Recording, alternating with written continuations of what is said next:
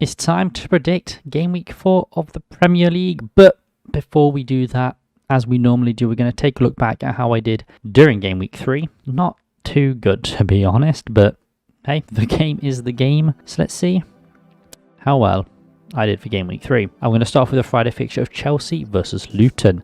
Now, I predicted 2-0 to Chelsea, and it was actually 3-0. And Chelsea managed to grab their first win of the season as they easily beat Luton at Stamford Bridge. Sterling does what he does best as he scored a brace against a newly promoted side. And Jackson also scored his first goal to round off a fairly easy Chelsea win. But there were periods in that match where Luton had a chance, shall we say. They didn't roll over. They put up a little bit of a fight. And then we move on to the Saturday fixtures and Bournemouth versus Tottenham Hotspur. And I predicted 2-1 to Tottenham. It was actually 2-0. And it was James Maddison who scored his first Spurs goal as the London side secured all 3 points on the south coast. It was brilliant play from Spurs for that first goal, and while Bournemouth did have their fair share of chances, they just couldn't find the back of the net before Kulusevski finished off the Cherries. Very impressive from Tottenham. They're on a bit of a run at the moment. I mean, we're 3 games in, but a bit of a run. Then we move on to Brentford versus Crystal Palace. I predicted 2-0 to Brentford. It's actually a 1-1 draw. Sade scored his first goal for the Bees as they opened the scoring in this London derby. However, neither side were really dominant after that, with Palace managing to grab an equaliser as Anderson went through the keeper's legs to ensure the points were shared in the capital, but neither side really looked like scoring after that first goal, to be fair, so well done Palace for grabbing a draw, I guess. And then we move on to Arsenal versus Fulham. Now, I predicted 2-1 to Arsenal. It's actually 2-0 to Fulham. Quite a shocking one this, as Arsenal dropped points to a fellow London side in Fulham. It was actually the Cottagers who opened the scoring, barely a minute in. What a goal it was, capitalising on an Arsenal mistake. The Cottagers hung on until the 70th minute before Arsenal equalised from the spot before Eddie Nketiah put the Gunners ahead. However, Paulinho had other ideas as he salvaged a point with an 87th minute strike after Fulham had gone down to 10 men. Fair play to the Cottagers, man. Fair play. And then we move on to Manchester United versus Nottingham Forest. Now, I predicted a 1-1 draw, and it was actually 3-2. Nottingham Forest started emphatically as they scored 2 goals within 4 minutes, but just couldn't hang on as United equalised in the 52nd minute. Forest then went down to 10 men after Wall received a red card that was very 50-50. I don't think he should have been carded, but there's the argument there that he could have been. And then United went ahead for a penalty that should never have been given. The fact it was given is an absolute travesty. There was no contact whatsoever on Rashford. Absolute disaster from the officials, because Forest should have salvaged a point there. We were more than good enough to have earned a draw, but just a shocking penalty given. What can you do? Looked very impressive though to go ahead within the first 4 minutes, so there's a positive there at least. And then we move on to Everton versus Wolverhampton Wanderers. Now, I predicted a 1-0 win for Wolves, and it was a 1-0 win to Wolves. Let's go, we got another result right. We're 2 for 2, well, 2 weeks running. We've got a prediction correct, so I'll take that. Wolves claimed their first win of the season against a very, very woeful Everton side. But to be honest, Wolves didn't look much better. Jose Sarr was brilliant for the visitors and made multiple brilliant saves to deny the Toffees. And it was Kolasinac who headed home the only goal of the game in the 87th minute, which gave Wolves all 3 points. And wasn't even that good of a header, to be fair. But it went in the net, and that's what matters. And then we move on to Brighton And Hove Albion versus West Ham United. Now, I predicted 3-1 to Brighton, and it's actually 3-1 to West Ham. The Hammers shocked Brighton in their own backyard as all 3 points went back to London. It was Ward-Prowse who opened the scoring with his first goal for the Hammers, before Bowen and Antonio finished things for West Ham. Brighton did grab a consolation goal, but they were not at the races today. Areola had the best game of his life and kept West Ham in the match, and all that from 22% possession is absolutely mental, but I don't know what happened for Brighton, but they just weren't on it today. They dominated possession, but they just couldn't score a goal. So fair play to West Ham. And then move on to the Sunday fixtures, and we start with Sheffield United versus Manchester City. I did predict 4-0 to Man City, and it was actually only 2-1. So I think I owe Sheffield United a bit of an apology. I did underestimate them. But the Blades put up a good fight and managed to keep Holland quiet for the most part. I mean, it helped that every time a ball went up, they just started beating the shit out of him, but it worked. And he even missed a penalty as well. Holland is inevitable though as he opened the scoring. Bogle then scored for the Blades, but Roger was there to secure all 3 points for City. And what a goal it was. But City did look to be missing Pep Guardiola on the touchline, which I think might have affected them just a little bit. And then move on to Burnley versus Aston Villa. Now I predicted it 2-1 to Villa, and it was actually 3-1. The first claret and blue clash ended in a comfortable win for Villa. Matt Cash was on fire as he scored a brace on his 100th appearance for Villa as well. What a lovely story that is. Burnley did manage to claw one back before Diaby sealed the win for the Villains and ensured that Burnley are still looking for their first points of the season. And finally, Newcastle United versus Liverpool. Now, I predicted 2-0 to Newcastle, and it's actually 2-1 to Liverpool. And it looks like I owe another team another apology, as Liverpool, they fought back in emphatic fashion. Newcastle went ahead through Anthony Gordon, and it looked like Newcastle would breeze through this match as Van Dijk also saw red. However, Núñez had other plans as he came off the bench to score a brace and take all 3 points to Merseyside. And what goals it was. God damn, who knew Darwin Núñez had that in his locker? Who knew he could find the back of the net, to be honest? But yes, those would be my Game Week 3 predictions. I didn't do too well, but we got one prediction right, so we can always take that from it, I guess. We're going to move on to what I imagine everyone's here for, and that's the Game Week 4 predictions. And of course, we're going to start off with a Friday fixture of Luton Town versus West Ham United. Kenilworth Road is set to see some top flight action for the first time since 1992 as the Hatters host West Ham. Luton Town have not got off to the best of starts, playing both Brighton and Chelsea. Not easy teams for a newly promoted side to face. And West Ham, on the other hand, have not only played those two teams, but they beat them as well. Very impressively, may I add. It's going to be very interesting to see how Kenilworth Road influences the teams that play there, as it is a very different stadium to the usual stadiums you would see in the Premier League, and the crowd are very much on top of the pitch. West Ham have surprised me though, and they currently look very solid, winning their last 2 matches in quite emphatic style. I'm going to say 2-1 to West Ham.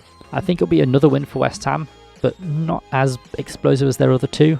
I do see Kenilworth Road influencing this match quite a bit, and the atmosphere such a ground can generate will be crucial for Luton. West Ham look just too good at the moment to be stopped by Luton. You know, they've invested the right money well, with James Ward-Prowse especially looking like some really good business at the moment, and also Mohamed Kudus as well, which is an amazing signing for them. I do see Luton putting up a good fight for their home debut, and I'm sure they'll score a goal, and I'm sure the atmosphere will be electric in Bedfordshire, but I just see West Ham being too strong for this Luton Town team at the moment.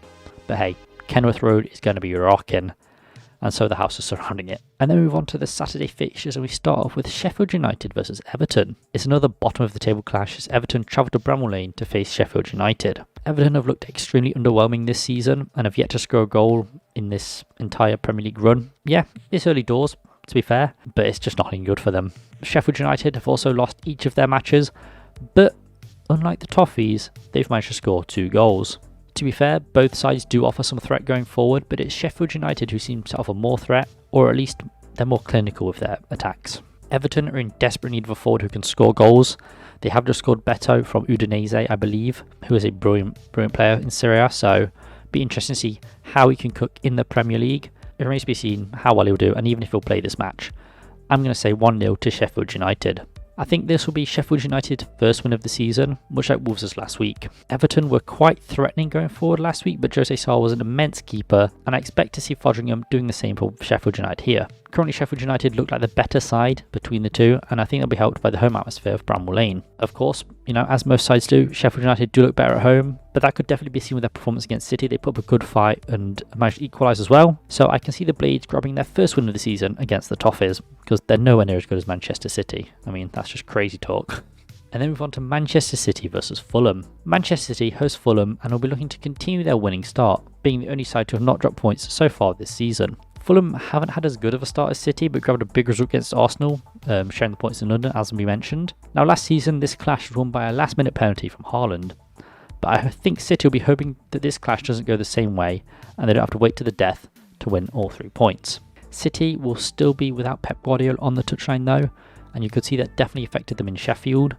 I mean, the person they've got instead of him doesn't even speak English, which is not the best, so there remains to be seen how well they'll do, but they're at the Etihad, so maybe it won't come into effect that much. But I do think that's the only thing holding City back. Fulham performed well at the Emirates and did well to earn a draft going down to 10 men, but that's 2 red cards in 2 for Fulham, which can't be good for their squad, especially their back line, which is where the red cards have affected. I'm going to say 3-0 to City. I can't see Manchester City having too many issues here. Despite Pep being absent from the touchline, the home atmosphere will definitely help them here, and the squad will be a bit more used to his absence after last week's match as well. Fulham are without 2 of their defenders for this match, so it looks like they're going to have some problems at the back, and Fulham are still without a prolific goal scorer as well. But they do have players who can score, but they're not as prolific as Mitrovic was. And I don't really see them being able to get past City, to be honest, who looks to be in fine form at the moment. And I just know after Haaland dropped a stinker in Sheffield, he's just going to want to cook in Manchester, and I think we'll see that from him here.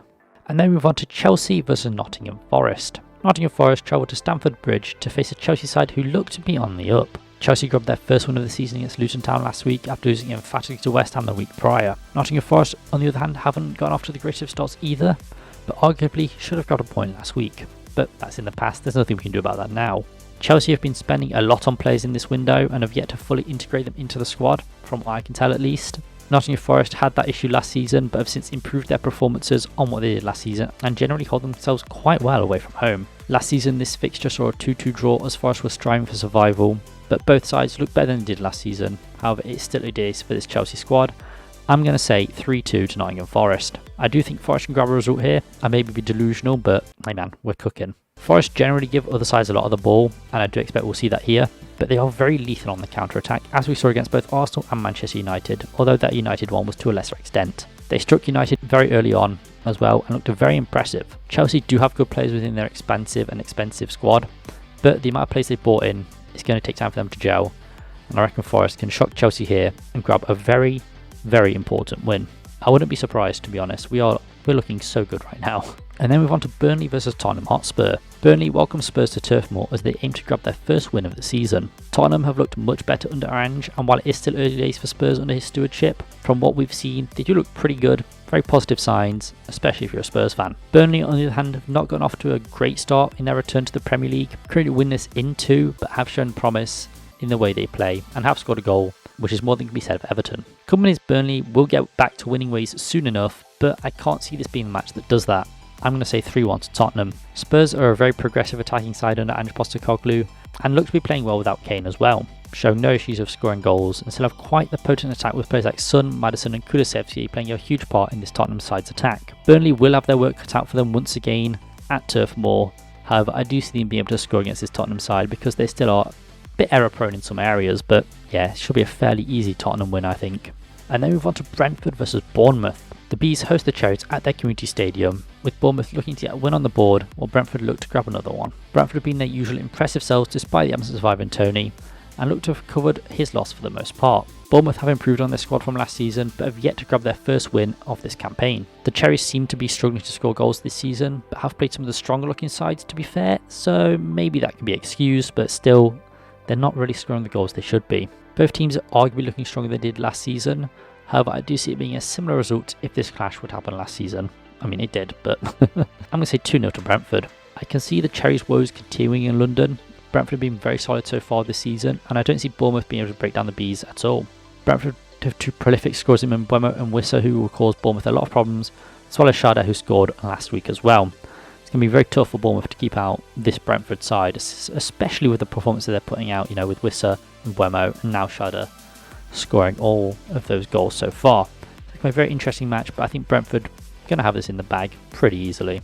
I'll move on to the final Saturday fixture of Brighton and Hove Albion versus Newcastle United. The Seagulls host Newcastle at the Amex as both sides suffered shocking defeats last week. Brighton fell to West Ham as Newcastle fell to Liverpool, and both sides were looking to put their losses behind them and return to winning ways. Both teams played their own brands of attacking football, with both Howe and De Zerbi having their respective sides performing well and looking like forces to be reckoned with. Both sides started the season emphatically, each dominating their opponents and scoring a lot of goals in that match, but since not had the best performances. I'm going to say a 2-2 draw though. I can see it being a draw in Sussex.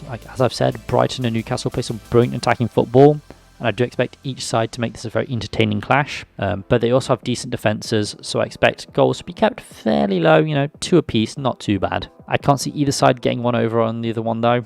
From what we've seen last week, both sides will be looking to bounce back.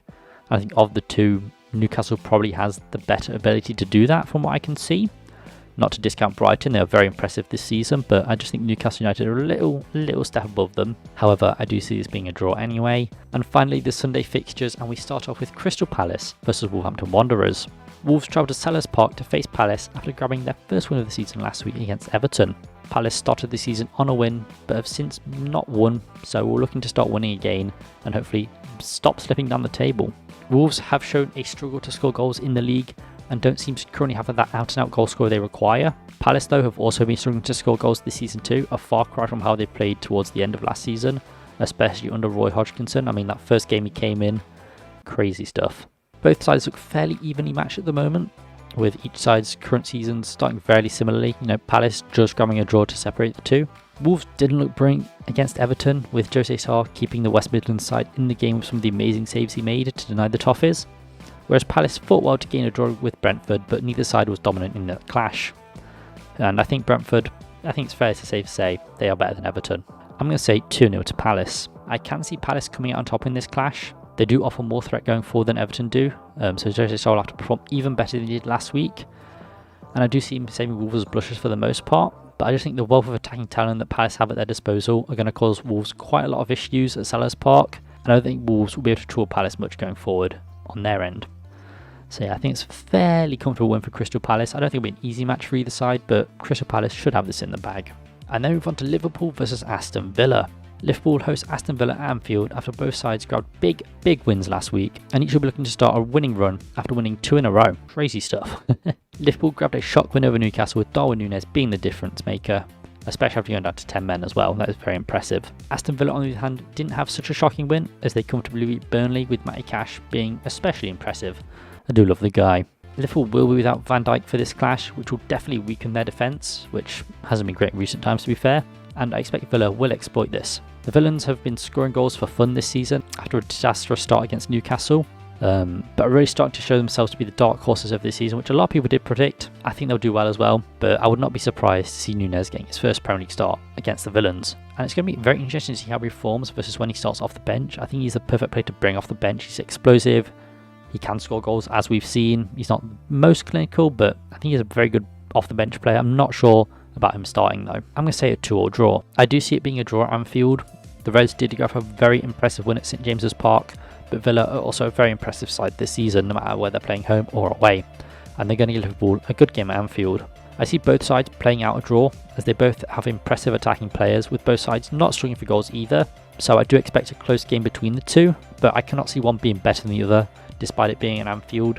That would be the deciding factor if there were to be one, but I do think Villa can hang on against Liverpool and play out a draw, to be honest, because they are both quite level at the moment in my opinion, which is mad to say, but judging on performances last season as well, they are quite level sides at the moment. I think it's fair to say. And finally, Arsenal versus Manchester United.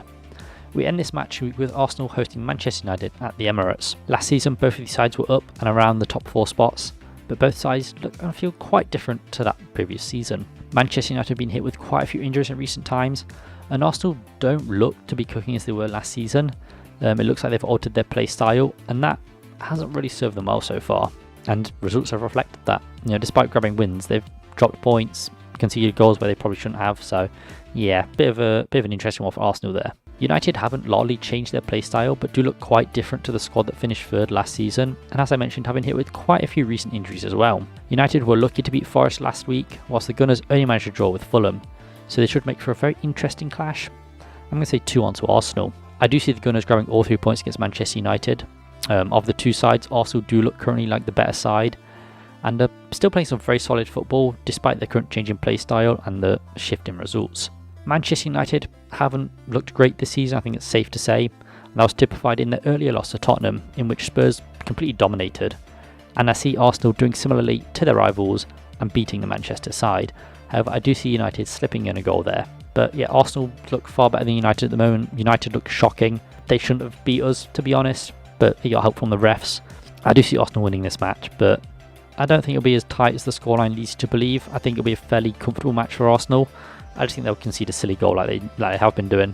But yeah, should be fairly comfortable for the Gunners. Yeah, those have been my Game Week 4 Premier League predictions. Hopefully I get more than one right. I know I say this at the end of every prediction video, but if I could get 2 right, I'd really appreciate that. Hopefully the Nottingham Forest result again, that would be brilliant. I'd be a mental if we won 3-2. Let's put it that way. I've been O2GT. Hope you have enjoyed. Leave any of your own predictions in the comments below. I do enjoy reading them. And I'll see you guys in the next video. Peace.